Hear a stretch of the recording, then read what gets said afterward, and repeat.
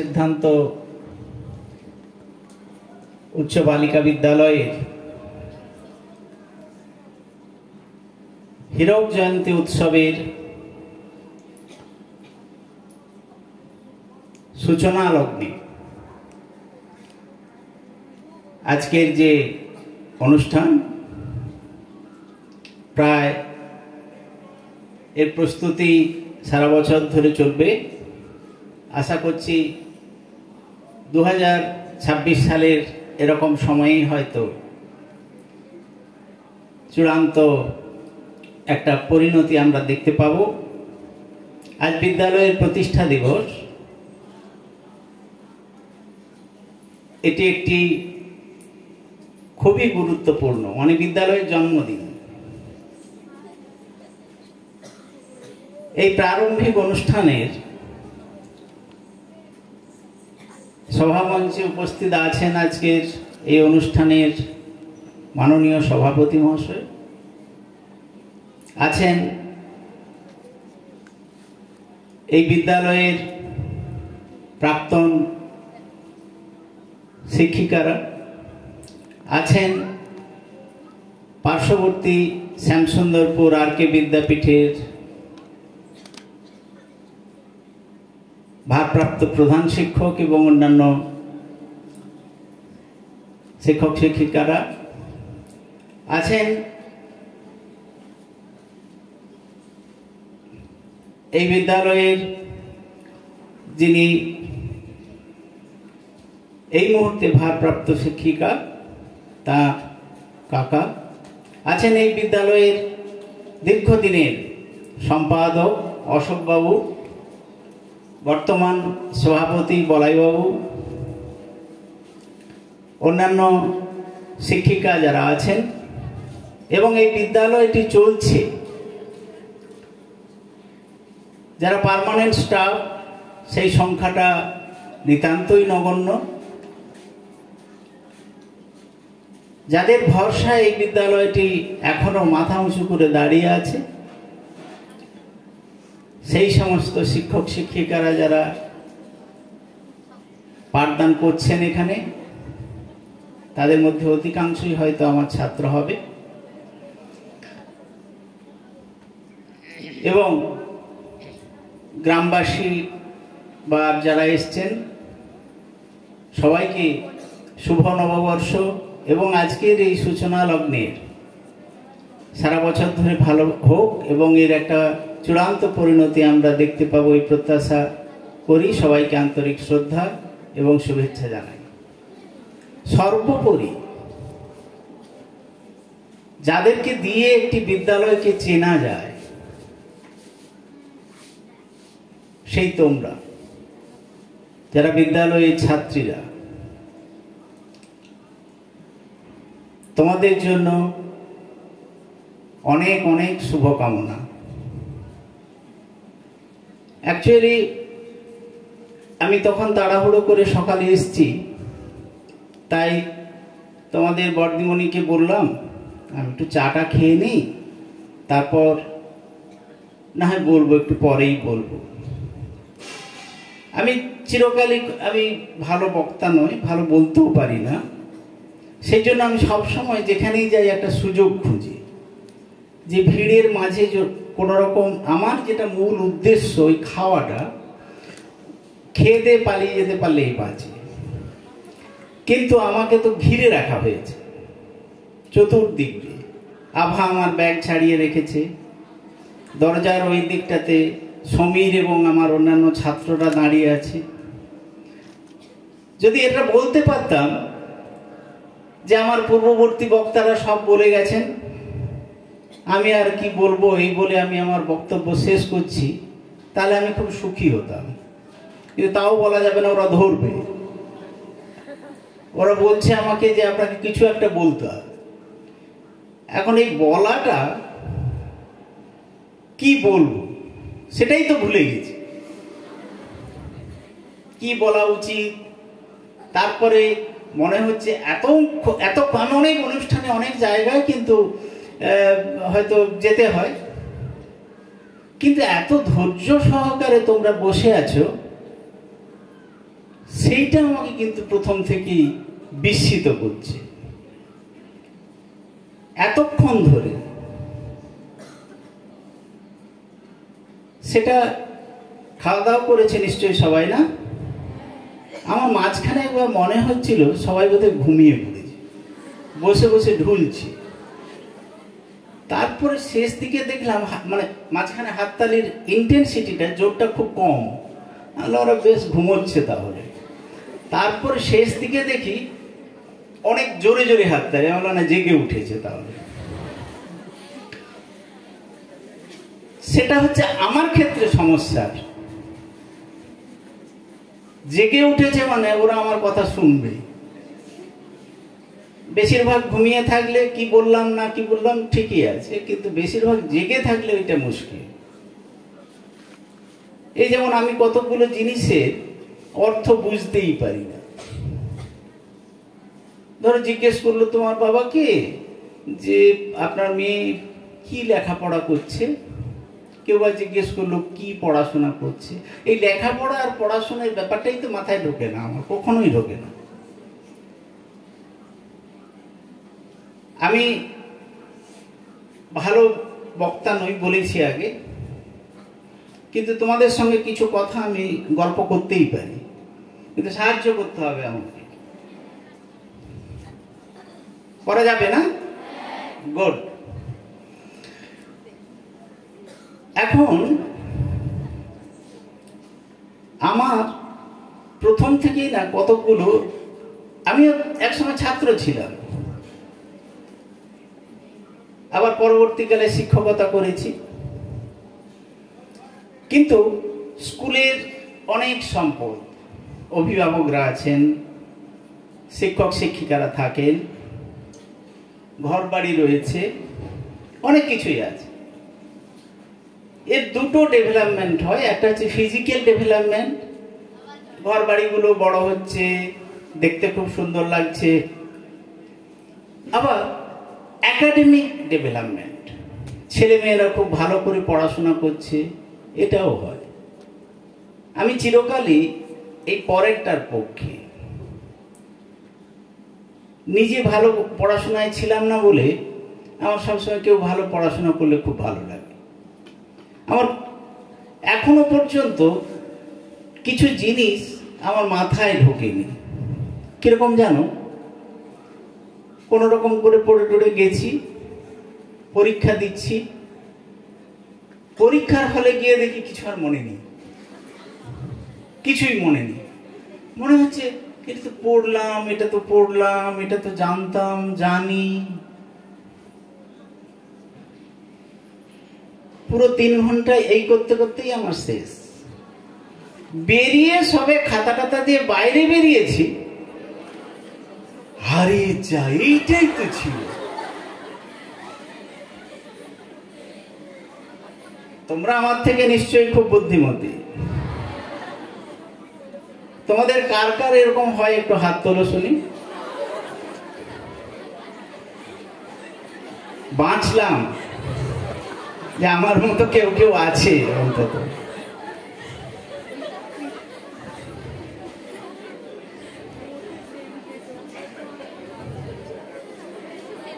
তোমাদের হয় না? কিন্তু কেন হয় এটা কি কখনো ভেবে দেখেছো? সবাই পড়াশোনা করো না বাড়িতে, তুমি তো খুব ভালো মেয়ে, কিন্তু কেন পড়াশোনা করো? বাবা বকবেন, মা বকবে, স্কুলে গেলে ওই ম্যাডাম মারবেন, ওই স্যার বকবেন, না আমার পড়াশোনা করাটা দরকার তাই পড়াশোনা করতে হয়? না, মিথ্যা কথা বলা চলবে না কিন্তু আমার কাছে।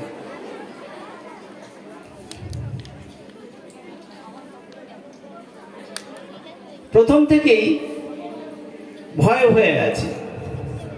আমি ভাবছিলাম আস্তে আস্তে টুকটুক টুকটুক পায়ে ঢুকবো এখানে। আমার তো মূল উদ্দেশ্য এই স্কুলের সঙ্গে মূল সম্পর্কটা খাওয়া দাওয়া। আমি পাশের স্কুলে যখন শিক্ষকতা করতাম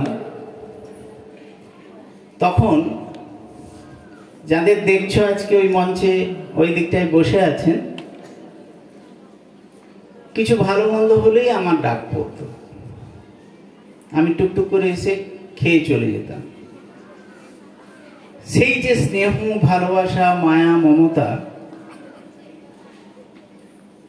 তাই যখন এই বিদ্যালয় থেকে আমার কাছে আমন্ত্রণটা যায়, আমি আর অস্বীকার করতে পারিনি। আমি এই বিদ্যালয়ে সেই অর্থে কেউই নয়। আবার কোনো একটা সময়ে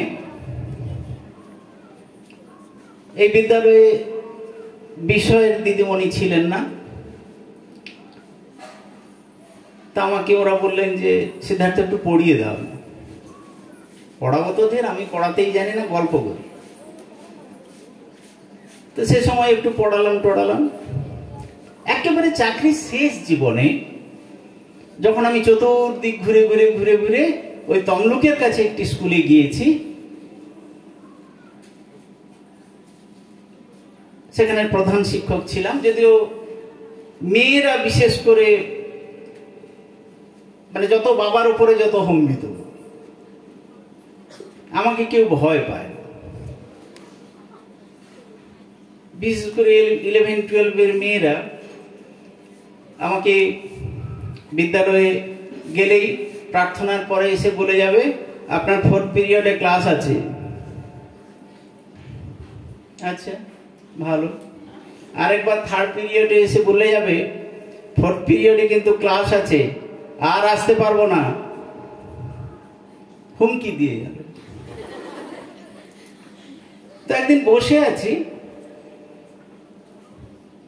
হঠাৎ একটি মেয়ে, হেলথের স্টাফ, দুজন এসছেন। দুজন এসে তার মধ্যে একজন এসে ঢক করে আমাকে প্রণাম করছে। আমি ভাবলাম কি, কেনই বা প্রণাম করছে। তারপর আমাকে বলছে, স্যার আপনি আমাকে চিনতে পারেননি? আমি বললাম, তুমি কে? না স্যার, আমি ভেমোয়া গার্লসের ছাত্রী ছিলাম, আপনি আমাদের জীবন বিজ্ঞান পড়িয়েছিলেন। ভেবে দেখো মনটা যে কি আনন্দে এবং তৃপ্তিতে ভরে গেল, ভাবতে পারবে না।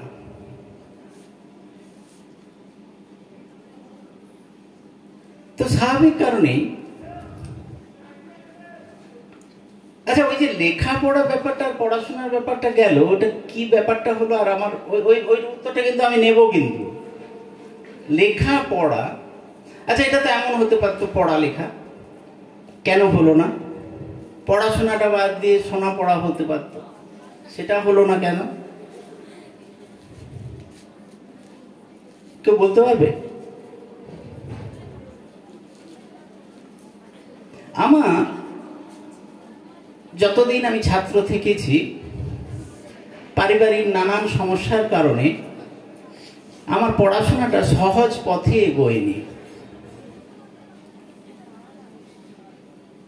বাড়ি বাড়ি পড়াতে যেতাম, তারপরে যতটুকু সকাল 6টা থেকে পড়াতে যেতাম 10টা পর্যন্ত, এসে কলেজ করতাম। কলেজ থেকে বেরিয়ে ঈশ্বরচন্দ্র পাঠভবন বলে একটি লাইব্রেরি ছিল, সেখানে 1 ঘন্টা পড়তাম। ওই 1 ঘন্টা হলো ওখানে। তারপর টিউশন পড়াতে যেতাম, সেই রাত্রি 10টা সাড়ে 10টার পরে ফিরে আসতাম। তারপরে রাত জেগে একটু পড়াশোনা করে ব্যাস আবার ঘুম। তার মানে পড়াশোনার সময়টা ছিল আমার কাছে কম। আমাকে ভাবতে হয়েছে কত কম সময়ে আমি ব্যাপারটাকে রপ্ত করতে পারি। মানে ব্যাপারটা কি হলো, কখনো এটা ভেবে দেখেছো? হাউ টু স্টাডি, কিভাবে পড়বো আমরা? কেউ চিৎকার করে পড়ছে, কেউ মনে মনে পড়ছে। এই পাশের বিদ্যালয়ে একটি ছেলে দীর্ঘদিন একটি থামের গড়ায় বসে পড়ে। ও যেমন করে বুঝছি যে ওর ভালো করা উচিত, ও তা করছে না। তখন কিন্তু এইসব কারেন্ট ফারেন্ট ছিল না, হেরিকেন জেলে পড়তে হতো। কিন্তু সবসময় এসে এইরকম মাথায় হাত দিয়ে নিচের দিকে তাকিয়ে পড়ছে। আমিও পাশ দিয়ে গিয়েছি কতবার, ধরতে পারিনি। সিবিআই লাগালাম, আরে ও কি করে বলতো, ও পড়াশোনা না স্যার, ও তো পড়েনি, ঘুমায়। মানে সে কি রে, ওইভাবে ঘুমায়? আমি গিয়ে দেখলাম সত্যি সত্যিও ঘুমোচ্ছে। তাহলে সত্যি আমরা পড়ছি কিনা, ইফেক্টিভ স্টাডি। তাহলে প্রশ্নটা হলো হাউ টু স্টাডি, কিভাবে আমরা পড়বো, অ্যান্ড হাউ টু মেমোরাইজ ইট, সেটাকে স্মৃতিতে ধারণ করব কি করে। এই উত্তরটা কিন্তু আজ আমি তোমাদের কাছ থেকে না নিয়ে গেলে আমার আর এই শেষ জীবনে আর জানার কোনো সুযোগ নেই, একেবারে সুযোগ নেই। আমি প্রচুর এই উত্তরটা খোঁজার চেষ্টা করেছি। আমি আমার মতো করে তো একটা বিষয় রপ্ত করেছি, সেই জন্য মোটামুটি পাস টাস করে একটু শিক্ষকতা করেছি। তবে ওরা, আমার ছাত্ররা জানে আমি খুব বকাবকি করতাম, মারধর করতাম। ওরাও নিশ্চয়ই তোমাদেরকে তাই করেন না? তোমরা কিন্তু সেইটা আবার ভেবো না যে যত নষ্টের গোড়া ওই স্যারদের স্যার, ওকেই আজ ধরবো, ওকে ওই একজনকে ধরে শায়েস্তা করলেই ও সব ঠিক হয়ে যাবে। সেটা আবার করো না, আমাকে শান্তিতে বাড়ি যেতে দেবে আজকে। লেখাপড়ার অর্থটা হচ্ছে এমফেসিস দেওয়া হচ্ছে, জোর দেওয়া হচ্ছে লেখাটার উপরে। পড়বে তো বটে, আর তার থেকে অনেক বেশি করে যেটা করতে হবে সেটা হচ্ছে লেখাটা, যেটা তোমরা করতে চাও না। ঠিক না? এটা ঠিক কি না? করতে চাও? তাহলে এরপর থেকে কি করতে হবে?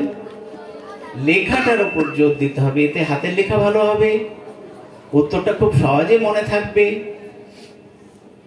পড়াশোনা,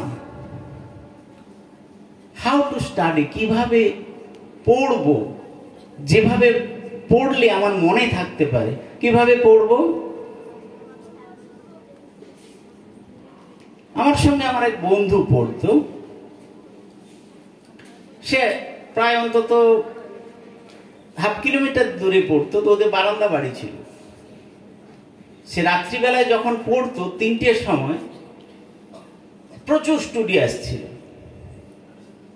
আমি অনেক হাফ কিলোমিটার দূরে থাকতাম, কিন্তু তার পড়ার চোটে আমার ঘুম ভেঙে যেত, এত জোরে জোরে পড়তো। তাহলে সেরকম করে পড়বো না মনে মনে পড়বো না কেমন পড়বো? তার উত্তরটা কোথায় ছিল? ওই পড়াশোনা কথাটার মধ্যে। তুমি ঠিক ততটা জোরেই পড়বে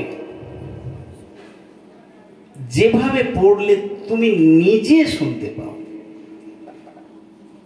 এবং উচ্চারণ হবে স্পষ্ট।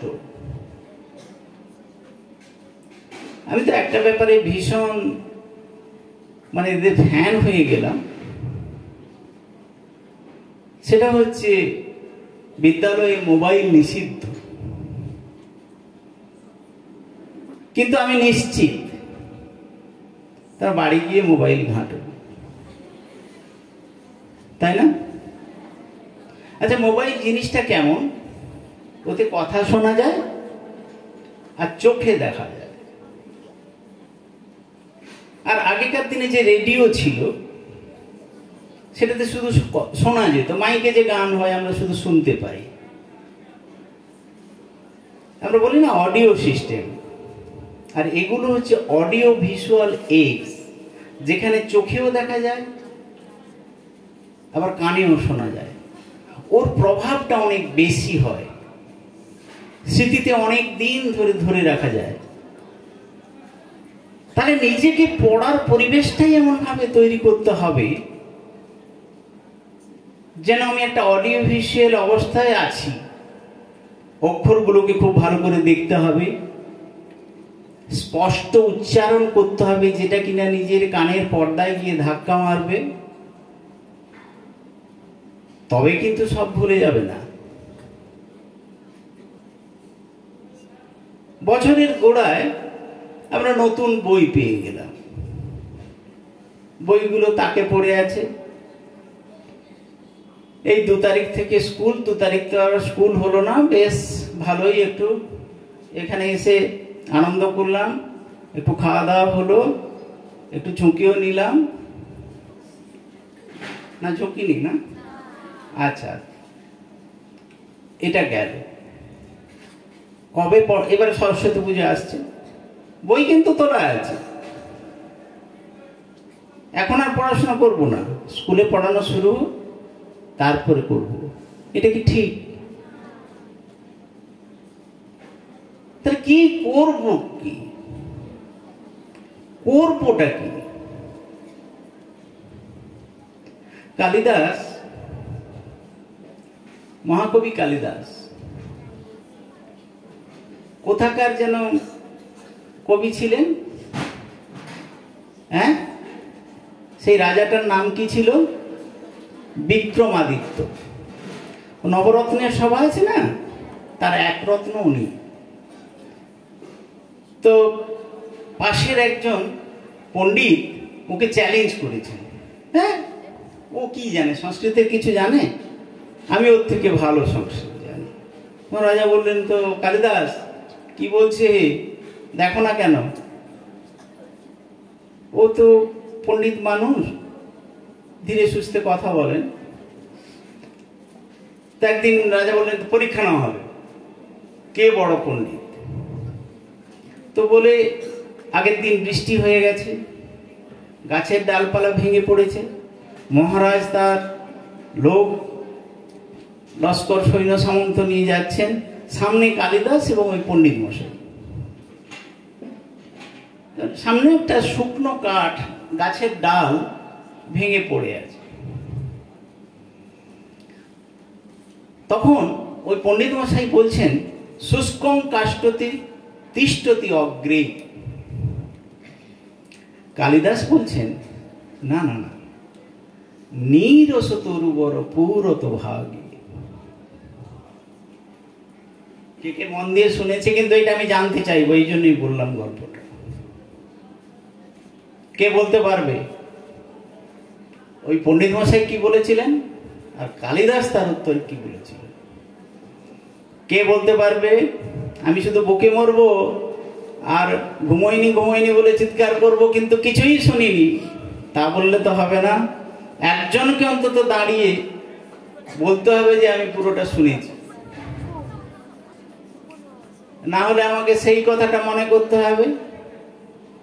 একজন গুরুজি সভায় গান গাইছেন, গান গাইতে গাইতে প্রচুর হাততালি, গুরুজি ভাবছেন দারুণ গান গাইছি, তাহলে বলে চোখ বন্ধ করে গান গেয়ে যাচ্ছেন। যখন গান শেষ হলো, দেখা গেল একজন মাত্র বসে আছে। গুরুজি ভাবলেন এ কি হলো, এতজন তো ছিল, আচ্ছা যাক তা যাক, একজন তো অন্তত আমার কথাটা বুঝতে পেরেছে, ভালো ভালো ভালো। তখন তাকে জিজ্ঞেস করছে, কি হে তুমি আমার গান খুব মন দিয়ে শুনলে তাই না? বলছেন না না, আপনি যে জাজিংটায় বসে আছেন ওইটা নেব বলে বসে আছি আমি। সেরকম দুরবস্থাটা করো না, অন্তত অ্যাটলিস্ট আমার করো না। কেউ বলতে পারবে আমি কি বলেছিলাম? হ্যাঁ, খুব শক্ত সংস্কৃত না, কিন্তু তাহলে পড়বো কিভাবে সেটা তো একটা হলো। কিন্তু এরকম করে পড়েও না, খুব শক্ত জিনিস কিছু থাকে মনে থাকে না। আচ্ছা এমন হয় কোথায় কলমটা রেখে দিয়েছি, কিংবা দেখবে মাকে বা বাড়ির লোকজনদেরকে দেখবে বলছে চাবিটা যে কোথায় রেখেছি না আলমারি, খুঁজেই পাচ্ছি না। হয় এরকম, হয় হয় না? বইটা যে কোথায় রাখলাম খুঁজে পাচ্ছি না, কেন হয়? এর সমাধান কি? তাহলে যখন একটা সমাধান বলে দিই, যখন কোনো জিনিস এরকম হারিয়ে যাচ্ছে, মনে পড়ছে না, কোনো জিনিস যখন রাখবে না, বলে রাখবে এই কলমটা আমি এই টেবিলের ওপর রাখলাম, তাহলে কিন্তু ভুলবে না, যেন নিজে শুনতে পাও। এই খাতাটা আমি আলমারির এই 2 নম্বর তাকটাতে রাখলাম, তাহলে আর ভুলবে না। পরীক্ষার হলে মনে পড়ছে না, পরীক্ষার হল থেকে বেরিয়ে মনে পড়ছে। কেন? আচ্ছা, যারা মাধ্যমিক দেবে এরকম কতজন আছে এই মুহূর্তে এখানে? হাত তোলো দেখি। বাহ। আর যারা উচ্চ মাধ্যমিক দেবে তারা কতজন আছে? কয়েকজন আছে। এটা জীবন, মাধ্যমিক যারা দেবে এটা তাদের জীবনের সবচেয়ে বড়, প্রথম বড় পরীক্ষা। এরকম পাবলিক এক্সামিনেশন তারা দেয়নি। যারা উচ্চ মাধ্যমিক দেবে, উচ্চ মাধ্যমিক পরীক্ষাটা অ্যাকচুয়ালি কি? এটাই হচ্ছে গেটওয়ে অফ হায়ার এডুকেশন। ভবিষ্যতে তুমি কি হবে এটা কিন্তু এখানেই নির্ধারিত হবে। এই যদি পরীক্ষার ধরন হয়, আমার জীবনে প্রথম বড় পরীক্ষা দিতে যাচ্ছি, এতদিন পর্যন্ত যা পরীক্ষা দিয়েছি, যারাই পড়িয়েছেন তারাই প্রশ্ন করেছেন, যেখানে পড়েছি সেইখানের একটা ঘরে বসে পরীক্ষা দিয়েছি, যারাই পড়িয়েছেন তারাই এখানে গার্ড দিচ্ছেন, পুরো এনভায়রনমেন্টটা কিন্তু একই। কিন্তু এই প্রথম নতুন একটা অভিজ্ঞতা সঞ্চয় হবে। পড়িয়েছেন একদল মানুষ, যে জায়গায় বসে পড়েছো সেখানে পরীক্ষা হবে না, অন্য একটা স্কুলে গিয়ে পরীক্ষা দিতে হবে যেটা তোমার পরিচিত নয়। যারা পড়িয়েছেন তারা সেখানে ইনভিজিলেশন দিচ্ছেন না। যেরকম কাগজে প্র্যাকটিস করেছি লিখে লিখে, সেখানের খাতাটা সম্পূর্ণ আলাদা। প্রথমে রেজিস্ট্রেশন নম্বর লিখো রে, নাম লিখো রে, রোল নাম্বার লিখো রে। এটা আবার না লিখলে কিন্তু মহা বিপদ, তোমাকে আইডেন্টিফাই করা যাবে না এটা কার খাতা। এবং ওখানে যে উপস্থিত হয়েছে সেটা একটা উপস্থিতির হাজিরার খাতায় আবার তোমাকে সই করতে হবে। এটা মনে করে এটা তোমার দায়িত্ব, যিনি সই করাচ্ছেন ওটা তার দায়িত্ব নয়। প্লাস এই যে সারা বছর ধরে মাস্টারমশাইরা ম্যাডামরা পড়িয়েছেন, তুমি এত কষ্ট করেছো, বাবা মা এত বকিছেন, তুমি সুযোগ পাবে কিন্তু মাত্র 3 ঘন্টা। তাহলে এই 3 ঘন্টাটাকে কিভাবে বেস্ট ইউটিলাইজ করা যায় সেটা কি কখনো ভেবে দেখেছো? এই যেমন একটু আগে বললাম, এই কাজগুলো করতে হবে প্রথম বসে, উত্তরগুলো একটার সঙ্গে আরেকটা ফাঁকা ফাঁকা করে থাকতে হবে, সাইডে মার্জিনটা সাফিসিয়েন্ট রাখতে হবে, যাতে যিনি পরীক্ষক খাতায় নম্বরটা দেবেন সেটা যেন তোমার লেখার উপরে না পড়ে যায়। তুমি এমনভাবে ধার পর্যন্ত ঠেকিয়ে লিখেছো, কোনো মার্জিন ছাড়োনি, যে ওর উপরেই একটা মার্কিং করেছেন। ফলে উনি যখন গুনতে যাবেন তখন তো একটা দুটো ডিজিট ওভারলুক করে যাবেই, চোখে পড়বে না।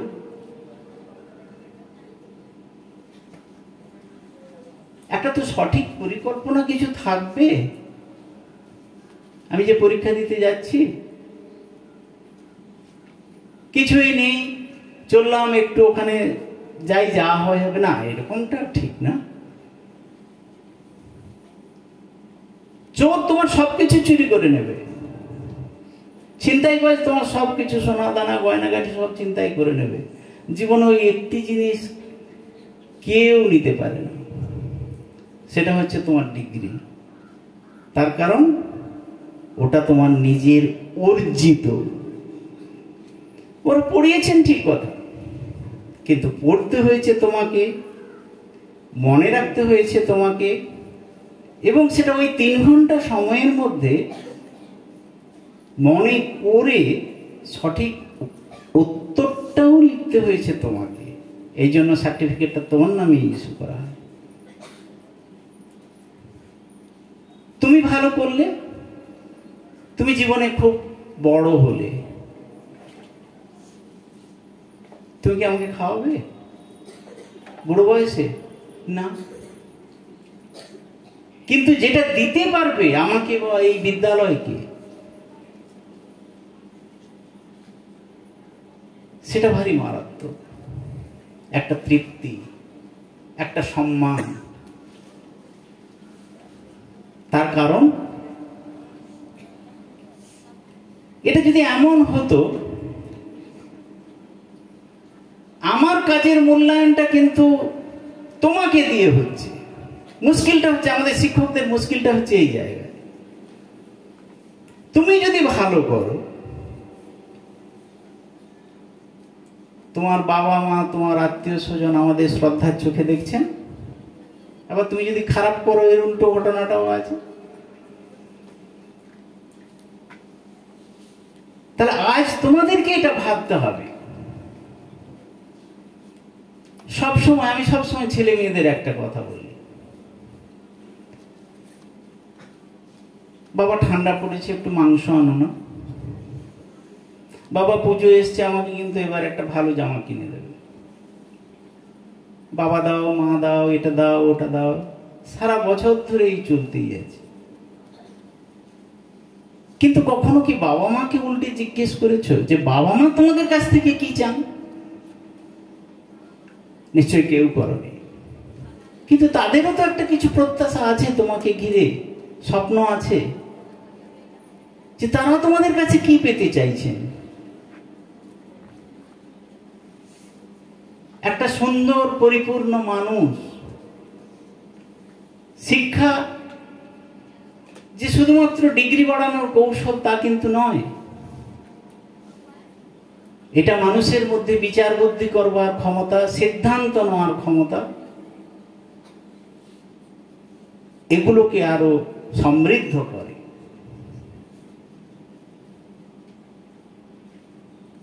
সৎ হতে সাহায্য করে, নিষ্ঠাবান হতে সাহায্য করে, ভালো এবং খারাপের পার্থক্য বুঝতে সাহায্য করে।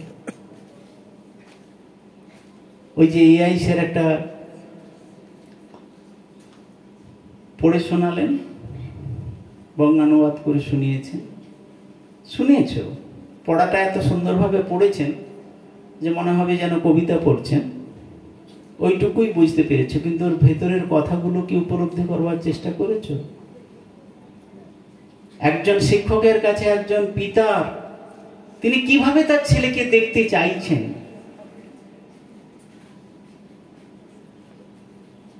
এটা প্রায় সব পিতারই কিন্তু একই রকম বক্তব্য, যে আমার কাঠের বিড়াল হোক কিন্তু ইঁদুর মেরে খাক। ছেলে মেয়ে ভালো পড়াশোনা করতে পারেনি, তা হোক, কিন্তু ছেলে সৎ, নম্র, ভদ্র, এটা বাবা মাকে অনেক শান্তি দেয়। আবার সেই একই সমস্যা, আমার সব গোলমাল তালগোল পাকিয়ে যায়। অনেক বাবা মা বলে, জানো আমার ছেলেটার না বুদ্ধি ভালো নয়, ওর ছেলেটা দেখুন কি ভালো বুদ্ধি, আমার ছেলেটার না ভালো বুদ্ধি নয়। এটা কি ঠিক? ওই ছেলেটার মাথায় বুদ্ধি গজগজ করছে, আমার ছেলেটার বা মেয়েটার মাথায় গোবর ভরা আছে। অথচ ওই যে গানগুলো বাজে না, ও গানগুলো কিন্তু ওর পুরো মুখস্থ। ঠিক কি না? ঠিক কি না? তাহলে ওর বুদ্ধি নেই, ভাববো কি করে? ও পড়াটা মনে রাখতে পারে না, কিন্তু গান টানগুলো সব টানটনে মুখস্থ। তাহলে কি আমাকে বিশ্বাস করতে হবে এর বুদ্ধি নেই? এর সমাধান কি?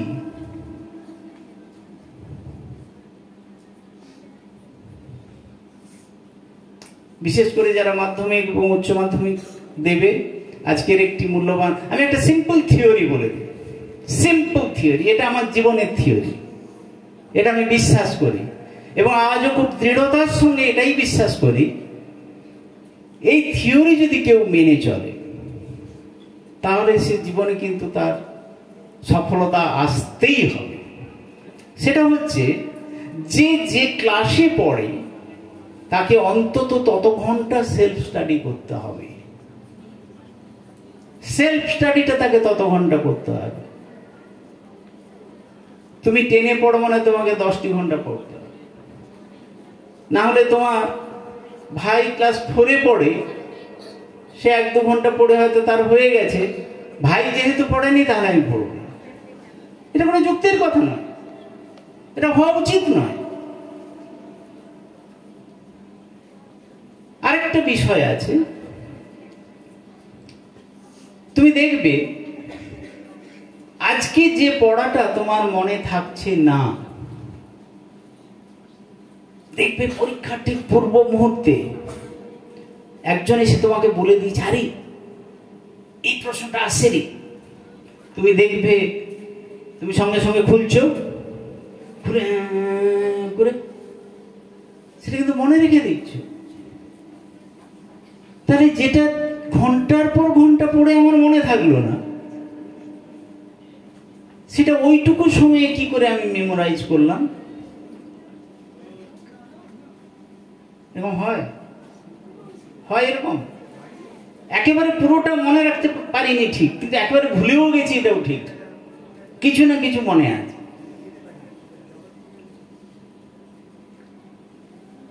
বিদ্যালয়, আমি কিন্তু এই প্রশ্নগুলোর উত্তর নেব, আমার বক্তব্য অনেক বড় হয়ে যাচ্ছে। আর বক্তব্য নয়, অ্যাকচুয়ালি গল্প। আমার এই সমাধানগুলো কোথাও পাইনি বলে ভাবলাম এত ভালো ভালো মেয়ে একটু জেনেই যাই।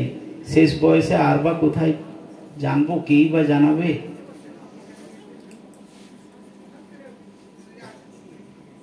বিদ্যালয়, এটা আমার ভীষণ প্রিয় বিদ্যালয়গুলোর একটি, যাদের কাছে কিন্তু বিদ্যালয়ে ফিজিক্যাল ডেভেলপমেন্ট হবে, কলেবরে বাড়বে, এটা ঠিক আছে, কিন্তু মূল ফোকাসটা শিক্ষা প্রতিষ্ঠান, সেখানে শিক্ষাটাই প্রায়োরিটি পাওয়া উচিত, অগ্রাধিকার সেটাই হওয়া উচিত। এটা অনেক আগে থেকে এই বিদ্যালয়ে চলে আসছে। সেই ট্র্যাডিশনটা যে এখনো চলছে, এটা দেখে বড় আনন্দ পাই, ভীষণ ভীষণ। কেননা যখন একটা জেনারেশনের পর আর একটা নতুন জেনারেশন আসে, তাদেরকে এই সিস্টেমের মধ্যে মানিয়ে নেওয়া, এই লক্ষ্য পূরণ করতে গেলে কিন্তু কষ্ট আছে। মাস্টারমশাইদেরও কষ্ট আছে, তোমাদেরও কষ্ট আছে। কেন? যতই পড়িবে ততই শিখিবে। Repetition is the best way of learning. আমি আরেকবার কালিদাস এবং সেই গুরুজির কথাটা বলি। গুরুজি বলছেন, শুষ্কং কাষ্ঠতি তিষ্ঠতি অগ্রে। বলো শুনি, কি বললেন? আমি আরেকবার রিপিট করি, শুষ্কং কাষ্ঠতি তিষ্ঠতি অগ্রে। কালিদাস বললেন, নীরস তরু বর পুরত ভাগে। কালিদাস কি বললেন? ওই গুরুজি কি বলেছিলেন? আচ্ছা, এটা কেন হলো? আমি প্রথমে বলেছিলাম, সেবারে যখন উত্তর চাইলাম একজনও বলতে পারেনি। এবারে কি করে এতজন উত্তর দিচ্ছে? কি মনে হয় এটা কেন হলো? সেবারটা শুধু শুনেছিলাম, এবারটা এমন ভাবে উচ্চারণ করলাম যেটা আমি নিজেও শুনতে পেয়েছি, মানে তুমি, এবং সেটা একবারের গায়ে দুবার করে হয়েছে।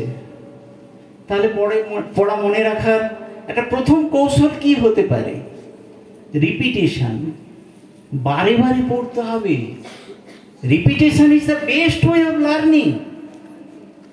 শেখার জন্য বারে বারে পড়তে হবে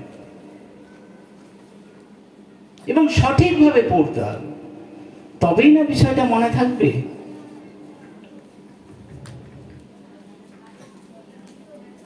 তাহলে এখন থেকে সেভাবেই চেষ্টা করতে হবে।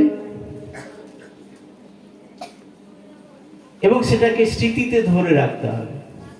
বছরের গোড়ায় যখন বইগুলো পেলাম, বাংলা বইতে তো গল্প টল্পগুলো আছে, ওগুলো তো পড়ে নিতেই পারি। অঙ্ক, কিছু অঙ্ক একবারে কোনো অঙ্ক পারবো না তা তো নয়, দেখি তো বইটা খুলে উল্টে পাল্টে। যদি তুমি টার্গেট করো যে প্রথম 3 মাসের মধ্যে আমি ওগুলোকে একবার পড়ে ফেলবো, আমার বোঝার দরকার নেই। যখন কোনো কঠিন চ্যাপ্টার পড়তে যাব, আচ্ছা তার আগে একটা কথা বলো, যারা হোস্টেলে থাকো তাদের সকালে প্রেয়ার হয়, বিকেলে প্রেয়ার হয়, কেন হয়? এটা না আমার বড় সমস্যা, জানো তো। আমি কিছু বুঝতে পারি না ঠিক মতো কেন এইসব কাণ্ডগুলো হয়। যদি খেলাধুলা করে পা হাত না ধুয়ে পড়তে বসে যেতাম ভালো হতো, যেটা বাড়িতে যারা থাকে তারা করে। হোস্টেলে ম্যাডাম আছেন, এই স্যাররা আছেন, বকবে, পা ধোয়াবে, এইখানে দাঁড় করাবে 11-12 মেয়েদের, বাকিদের ওইখানে দাঁড় করিয়ে প্রেয়ার হবে, তারপরে পড়তে হবে। কেন? প্রেয়ার মানে কি? প্রার্থনা। কার কাছে? কি প্রার্থনা? যেন আজকে তাড়াতাড়ি ঘুমিয়ে পড়তে পারি। তাহলে কিসের প্রার্থনা? মনটাকে তুমি কিন্তু প্রার্থনাটা যখনই করানো হচ্ছে তখনই কিন্তু তুমি মানসিকভাবে প্রস্তুতি নিচ্ছ যে এরপর আমাকে গিয়ে পড়তে হবে। এই প্রস্তুতিটা, এই যে মানসিক অবস্থাটা, তুমি এতক্ষণ খেলছিলে কিন্তু কিংবা বন্ধুর সঙ্গে গল্প করছিলে, এইবার যে সেই স্টেপটাকে পাল্টে আমাকে পড়াশোনার দিকে ঢুকতে হবে, সেইটার প্রস্তুতিটা কিন্তু এই প্রার্থনা। ভগবান এসে তোমার উত্তর লিখে দিয়ে যাবেন না, ভগবান এসে তোমাকে পড়িয়ে দেবেন না, কিন্তু এটা পরিবেশটা তৈরি করার। এরপরে যখন কোনো একটা কঠিন চ্যাপ্টার অনেকবার ধরে পড়ছি কিন্তু মনে থাকছে না, তখন বলে বলে পড়বে, আজ সন্ধ্যাবেলায় ওইটা আমাকে পড়তে হবে, ওই চ্যাপ্টারটার নাম বললে এইটা আমি পড়বো।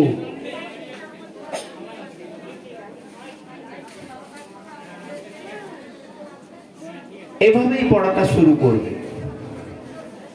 ধরো আমি ভালো জানি না, কিন্তু এরকম করে আমার মাঝে মাঝে উপকার হয়েছে। কোনো একটা ধরো অঙ্কের সূত্র কিংবা কেমিস্ট্রির ইকুয়েশন একটা কিছুতেই মেমোরাইজ করতে পারছি না, লিখছি 4বার 5বার 6বার করে লিখছি, আবার হয়তো একটু কোথাও ঘুরে এলাম, ফুস, মনে নেই, ভুল করছি। এক্ষেত্রে একটা অন্য টেকনিক ইউজ করতে পারো। রিমেম্বার দ্য সায়েন্স, বিজ্ঞানটাকে বোঝার চেষ্টা করো। একটা জিনিস যখন আমরা স্মৃতি থেকে লেখার চেষ্টা করছি, স্মৃতি থেকে বেরোলো, চোখ দেখছে আমি ঠিক লিখছি কিনা, হাতকে অর্ডার দিল, আঙুলগুলো পেনটা ধরলো, সামনে কাগজ রয়েছে, তার উপর আমি ঠিক ঠিক বেঁকে বেঁকে লিখছি কিনা, এই এতগুলো কোঅর্ডিনেশন হয়ে আছে।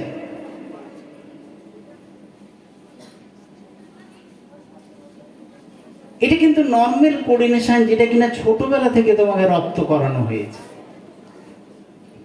যখন এই কোঅর্ডিনেশনে কাজ হচ্ছে না, ভুলে যাচ্ছ, ট্রাই আদারওয়াইজ, একটু অন্যভাবে চেষ্টা করে দেখা যাক, হয় কিনা দেখি। কি সেটা? না, নর্মাল কোঅর্ডিনেশনটাকে ভেঙে দিয়ে দেখে দেখে, বই দেখে দেখে বাম হাতে একবার লেখার চেষ্টা করো। আশা করছি অনেকেই সাকসেসফুল হতে পারো। আমি তো দৃঢ়তার সঙ্গে বলতে পারবো না, কিন্তু কিছুজন তো হওয়া উচিত।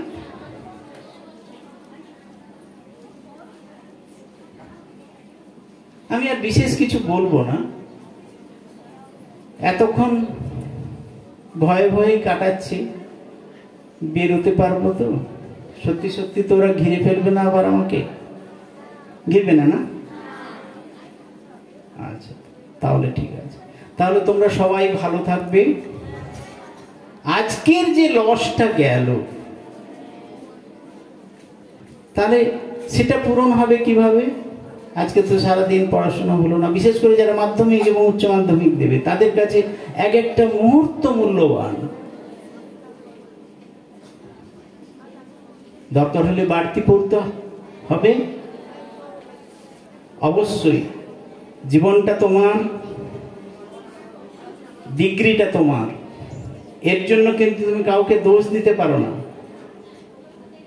ভাগ্যক্রমে একটি ভালো বিদ্যালয়ে পড়বার সুযোগ পেয়েছো, যেখানে কিনা পড়াশোনাটা ফার্স্ট প্রায়োরিটি। এআই স্যার আছেন, স্যার কিছু মনে করবেন না। একটা সময় ইনস্টিটিউশন ওরিয়েন্টেড পড়াশোনা ছিল, যেখানে প্রতিষ্ঠানই পড়াশোনার দায়িত্ব নিত। আজকে কিন্তু সেগুলো প্রায় ভালনারেবল কন্ডিশনে চলে গেছে। এখন মেনলি গার্ডিয়ান বেসড এবং টিউশন বেসড এডুকেশন হয়ে গেছে। যে বাবা যত ভালো পরিষেবা দিতে পারবেন, যে বাবা যত ভালো টিউটরের ব্যবস্থা করতে পেরেছেন, তারাই হচ্ছে। প্রতিষ্ঠানের দিক থেকে সেরকম সক্রিয় উদ্যোগ বা ইমোশন এটা কিন্তু লক্ষ্য করা যায় না। কিন্তু এটা ব্যতিক্রমী একটি বিদ্যালয়, যেখানে এটা আজও চলছে।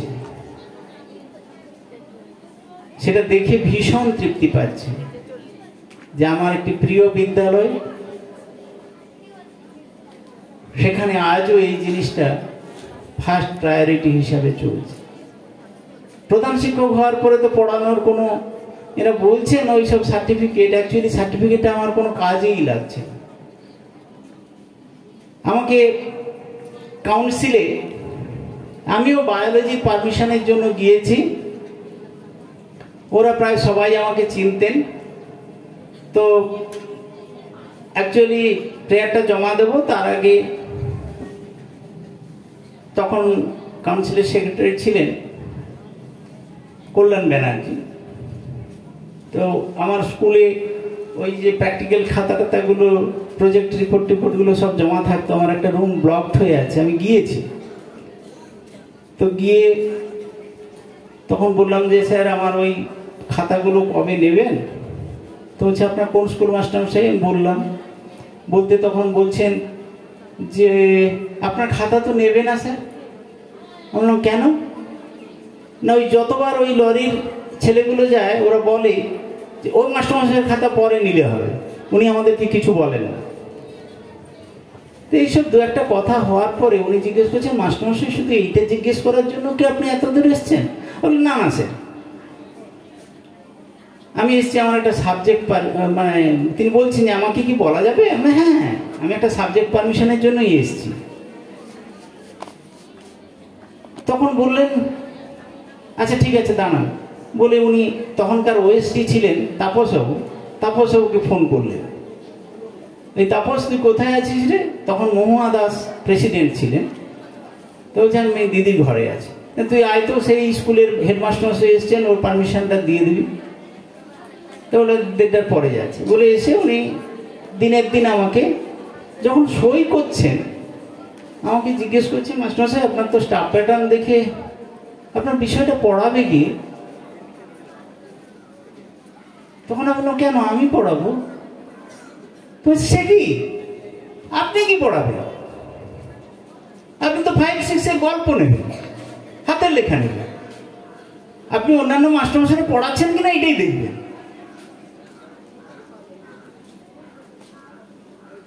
আমি সেদিন বুঝতে পেরেছিলাম অ্যাডমিনিস্ট্রেশনের গুরুত্বটা কি মারাত্মক। আমার ভীষণ ভালো লাগছে যে এখানে যারা পার্মানেন্ট স্থায়ী শিক্ষক শিক্ষিকার সংখ্যা নিতান্তই নগণ্য, যারা সহযোগী শিক্ষকরা আছেন তারা আপ্রাণ চেষ্টা করছেন তোমাদের জন্য। শুধু তোমাদের চেষ্টাটা, ইচ্ছেটা, স্বপ্নটা ওদের সঙ্গে মিলে গেলেই কিন্তু দারুণ ফল হতে পারে। যেটা তোমরা নিজেরাও কখনো ভাবতে পারো নি। আমি বলবো তার তো কটা দিন বাকি আছে, একবার চেষ্টা করিয়ে দেখ।